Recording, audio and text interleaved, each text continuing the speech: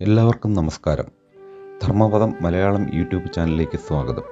നമ്മൾ ഓരോരുത്തരും ഒരിക്കലെങ്കിലും നിശബ്ദമായി ചോദിക്കേണ്ട ഒരു ചോദ്യമുണ്ട്. ഈ ദേശത്ത് നൂറ്റാണ്ടുകളായി ജീവിച്ചിട്ടും എണ്ണത്തിൽ കൂടുതലായിട്ടും എന്തുകൊണ്ടാണ് ഇന്ന് ഹിന്ദു സമൂഹം സ്വന്തം നാട്ടിൽ തന്നെ അരക്ഷിതരായി തോന്നുന്നത്? പക്ഷേ ഈ ചോദ്യം ചോദിക്കുന്നത് തന്നെ ഒരു നല്ല തുടക്കമാണ്.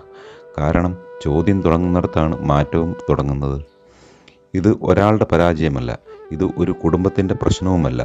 നമ്മൾ ഓരോരുത്തരും നമ്മുടെ ജീവിതത്തിൽ മാത്രം ഒതുങ്ങിയപ്പോൾ, സമൂഹമായി ചിന്തിക്കേണ്ടിടത്ത് നിശബ്ദരായപ്പോൾ ഇതാണ് സംഭവിച്ചത്.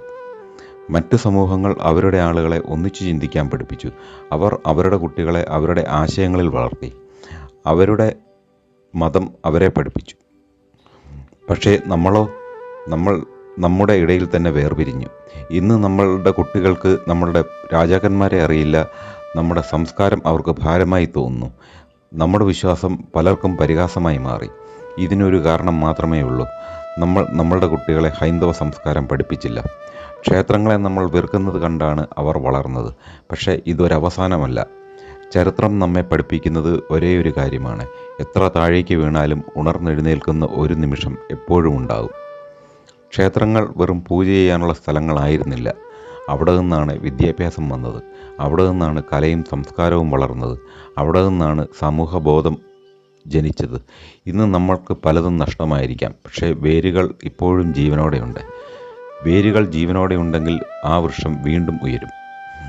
ഇതിനുള്ള പരിഹാരം വൈരാഗ്യമല്ല, അക്രമവുമല്ല.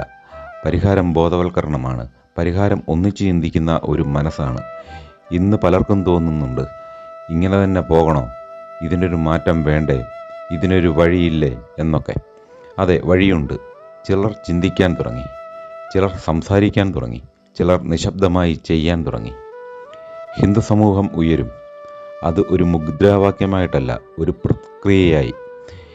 ഒരാൾ ഉണർന്നാൽ മതി എന്നല്ല, പക്ഷേ ഒരാൾ ഉണർന്നാൽ മറ്റൊരാളെ ഉണർത്താം. ഇതാണ് ധർമ്മപദം ലക്ഷ്യമാക്കുന്നത്.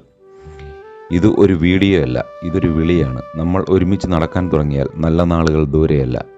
നിങ്ങൾ തയ്യാറാണോ? നിങ്ങൾ ഒറ്റയ്ക്കല്ല. ധർമ്മപദം കൂടെയുണ്ട്. ധർമ്മം ജയിക്കട്ടെ, ഹിന്ദുത്വം ജയിക്കട്ടെ. നന്ദി, നമസ്കാരം.